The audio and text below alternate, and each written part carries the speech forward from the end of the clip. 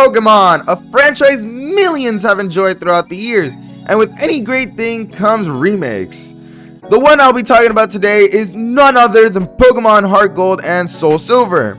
Everyone is like, this is the best Pokemon game of all time, but I am here to disagree. The reason this game is not on the top of my favorite Pokemon games will be discussed in this video, so let's hop right into it. The first reason on my list would have to be how plain the story feels and how short it is for a Pokemon game. Don't get me wrong, I understand it's a little bit shorter than any other Pokemon game, but to me, the whole thing that bothers me is the story part, because it's basically just Team Rocket being a bunch of babies who can't do anything without their old boss Giovanni, who disbanded the whole syndicate 3 years prior to this game.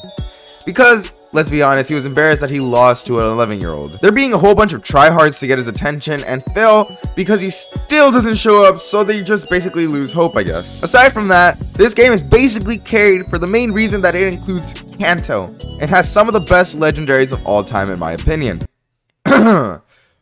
Second thing I didn't like about this game would have to be the level system, which is inconsistent, because later on in the game you have encounters with low level Pokemon which make it difficult for your Pokemon to level up, and this also makes some battles and gyms get easy to get through, which makes the game feel a little less entertaining and more annoying. The third thing, which I absolutely found to be poor planning, would have to be some of the gym leaders' Pokemon. Like, why the hell do some of these guys have like 2 of the same Pokemon? Ecrutex City's gym leader uses 2 Hunters, Olivine City's gym leader uses 2 Magnemites, and Blackthorn City gym leader uses 2 Dragoneers.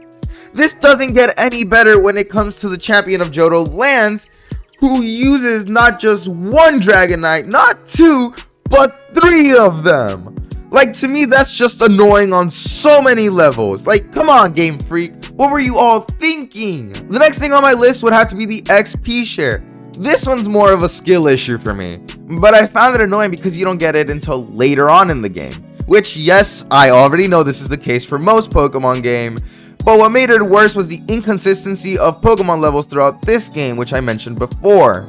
So it kind of made it difficult for my whole party to level up. Overall, the main reason I decided to even touch this game had nothing to do with its main story, but more to do with its post-game content, which allowed me to fight Red and Blue again. Like, I wanted to go back to this 3-year time skip version of Kanto and see what was new and encounter some of my favorite Pokemon from the first game. In the end, Pokemon Heart Gold and Soul Silver weren't my favorite games, but overall they were playable and a bit enjoyable aside from all the annoying calls you get because of the phone feature. But aside from all that, they did a good job bringing this Game Boy game to the DS and introducing a generation to a classic. In all honesty, I would give this game a 7.5. It could have done some things better, but that's okay. Who knows, maybe Nintendo and Game Freak might make a remake of it, just focusing on the Johto region and expanding on it with a fresh new story. Anyways, one can dream, right?